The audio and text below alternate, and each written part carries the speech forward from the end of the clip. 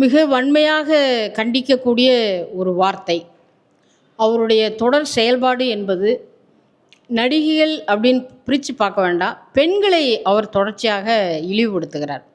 ஏற்கனவே இலவச திட்டம், தமிழ்நாடு அரசினுடைய இலவச திட்டத்தை அப்போது தேர்தல் வருகிற பொழுது எல்லாருக்கும் ஒரு பெண்ணை கூட இலவசமாக கொடுப்பாங்க என்று பேசியவர் தான் முன்னாள் அமைச்சர் சி.வி. சண்முகம் அவர்கள். அவர் உயர்கல்வித்துறைக்கு அமைச்சராக இருந்திருக்காரு.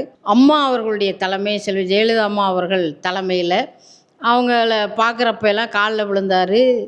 அவர் விமானத்தில் பறக்கிறப்போ வழிபட்டார். எங்களுக்கு நாங்கள் பெண்களை உயர்வாக மதிக்கிறோம், எங்கள் கட்சி தான் பெண்ணை தலைமையாக வச்சுருக்கலாம் பேசிய அதிமுகவினுடைய தலைவர், முன்னாள் அமைச்சர் தொடர்ச்சியாக தமிழ்நாட்டில் பெண்களை இழிவுபடுத்திக்கிட்டே இருக்காருங்க.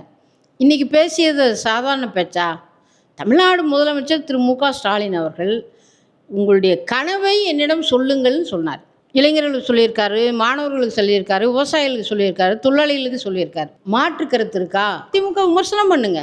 இப்படி ஒரு திட்டத்தில் என்ன செஞ்சுருக்கீங்கன்னு கேளுங்க. யாரும் மறுக்க போகிறதில்ல. அதுக்கு பதிலாக எனக்கு ஒரு கனவு வருது, கனவுல தர முடியுமான்னு இவ்வளவு கொச்சையாக ஒரு பெண்ணை ஒரு அரசியலில் கொண்டு வந்து மையப்படுத்தி இழிவுபடுத்தலாமா?